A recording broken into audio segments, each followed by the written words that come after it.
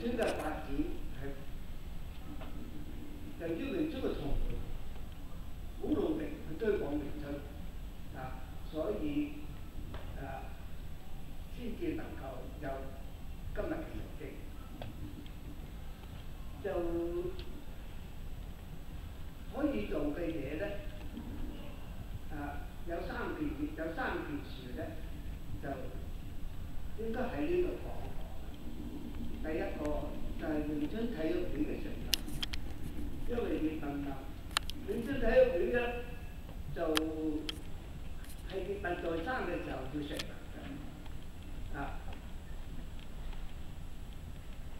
係榮春體育會係香港正式經過向香港政府申請批准嘅第一個嘅武術團體嚟嘅。申請嘅時候係1955年，1965年咁當時嚟講咧，就選出咗7個榮春嘅會員咧，就負責去申請。我係其中一個。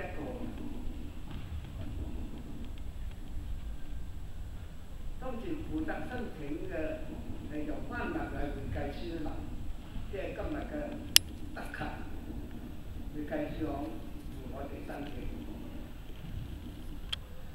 就